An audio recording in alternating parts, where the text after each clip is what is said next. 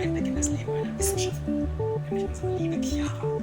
Jetzt wollen wir doch mal sehen, wie so eine Wissenschaftlerin ihren Tag beginnt. Na, schon neugierig? Na dann, gucken wir doch mal, wie sie so anfängt. Ja? So, und was ist das Wichtigste, was ein Wissenschaftler als allererstes braucht? Na, ein Thema. Und unser Thema ist die Wanderung der Nervenzellen bei der Entwicklung des Gehirns. Könnt ihr euch vorstellen, wie weit unsere Nervenzellen wandern, während sich unser Gehirn entwickelt? Das glaube ich kaum. In den nächsten Minuten werdet ihr faszinierende neue Dinge lernen über die Entwicklung des Säugetiergehirns.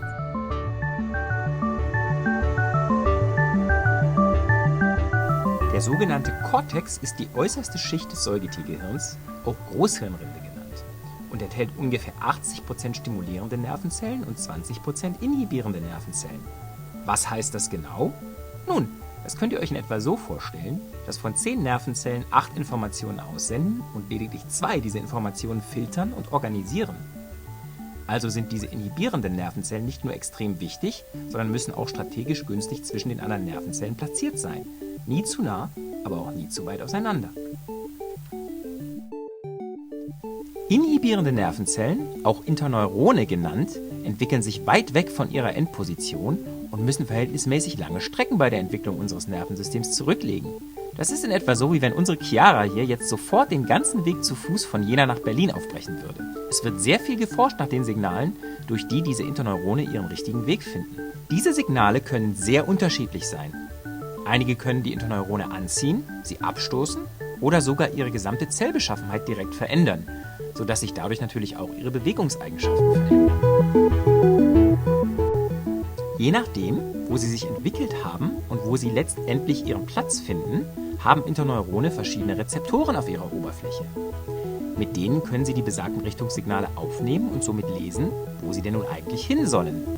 Aber nicht jedes Interneuron kann jedes Signal lesen. Es muss passen, wie ein Schlüssel ins Schlüsselloch. Es ist unglaublich wichtig für die gesunde Entwicklung von Gehirn und Nervensystem, dass die Interneurone ihren rechten Platz erreichen. Wenn sie am falschen Platz sind und ihre Funktion nicht richtig erfüllen können, kann es zu Krankheiten kommen, wie Schizophrenie, Autismus oder Epilepsie.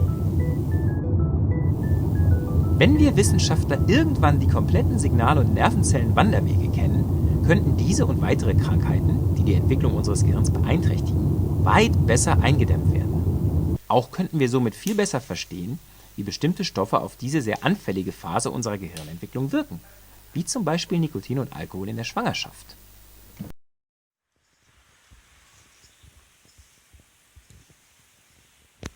Na, wie hat euch dieser Tag im Leben einer Wissenschaftlerin gefallen?